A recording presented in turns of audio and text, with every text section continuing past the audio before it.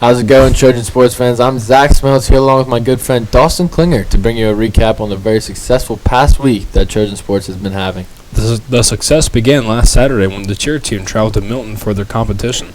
The girls finished with a score of 276.1 and the first place title. The girls will be back in action on February 8th when they travel to Susquehanna as they look to carry on the momentum from this big win. Following that first place title, the archery team traveled to Halifax for the 8th annual Bob Baker tournament on Sunday.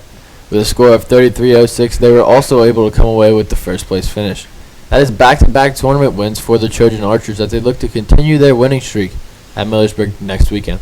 After two first-place finishes from this weekend, Trojan Sports suffered their first and only loss of the week when the girls' basketball team traveled to Juniata to take on the Lady Indians.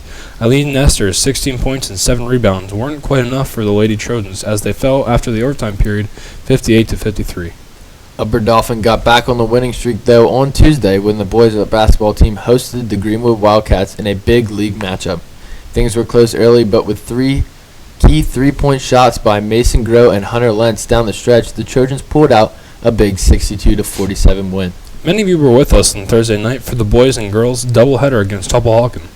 Both teams came out with wins, beginning with the girls. Tulpahawken could not keep up with the dynamic duo of Kara Rupp and Eileen Nestor, who combined for 22 points and 16 rebounds. The Lady Trojans of Upper Dauphin came away with a 47-31 win in the non-league matchup.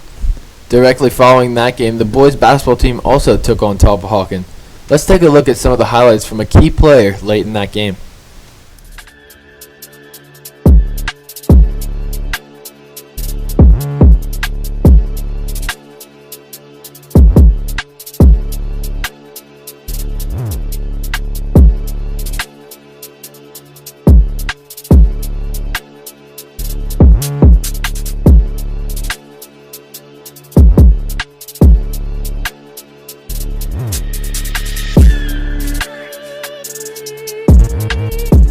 I'm here with Nathan Wise of the Upper Dauphin boys basketball team, coming off their big win against Tulpahawken, where he led the Surge with 25 points, including 5 big three-pointers in the fourth and final quarter.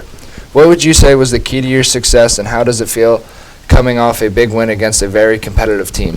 Our key to success was definitely our defense, holding them to 26 points in the first half. Although we only put up 26 points, we should be putting up more, but it started off slow, but at the second half we put up some good numbers and held them to a lot less. And then our big win because they're in our district, so that really helped. Well, good luck on the rest of your season, Nathan, and be sure to stay tuned in on the Trojan Sports Network throughout the rest of their season.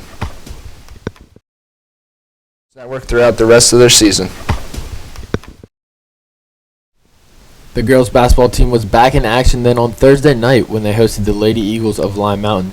With 18 steals and 3 blocks, the Lady Trojans got things done on the defensive end of the court, which set them up for success in their 62-35 blowout win.